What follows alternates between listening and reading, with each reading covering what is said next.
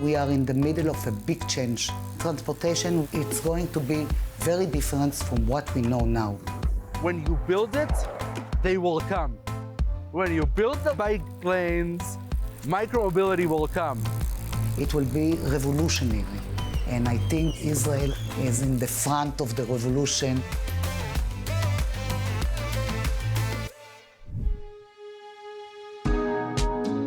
Tel Aviv is very, very friendly for micromobility, which is mean bicycle and e-bike and the e-scooter. It's a very flat city, so it's very easy to bike here.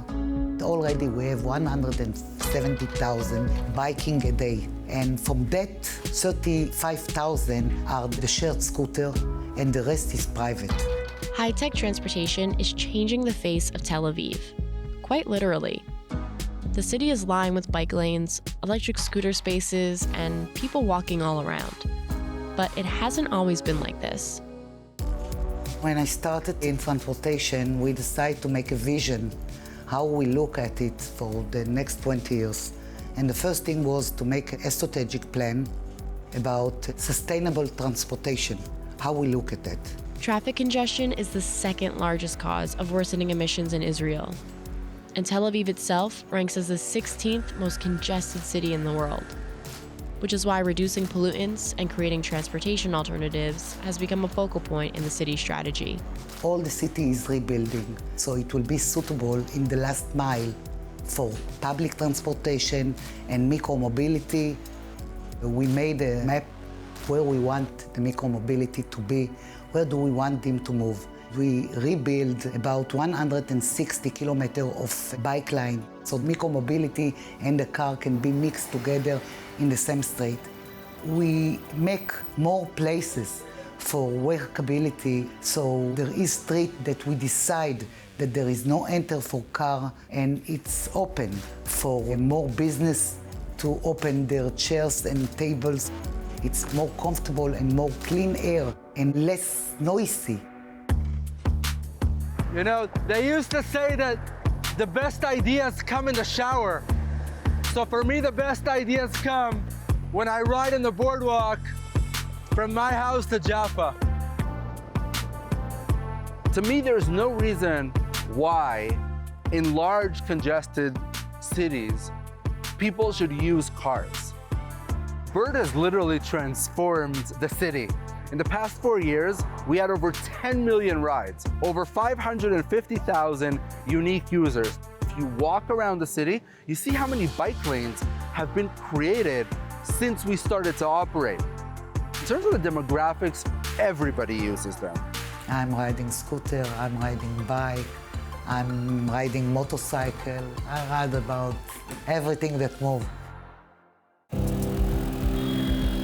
The biggest concern is obviously safety.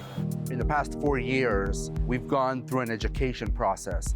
Tel Aviv has had some of the earliest and strongest scooter regulations, like licenses being contingent on mandatory helmet use and operators being 18 or older. But they still cause accidents. It's raised a lot of questions on what's needed to keep people safe. We have to regulate the speed to maintain safety. More people wear helmets, ride in the right places, and we need more enforcement.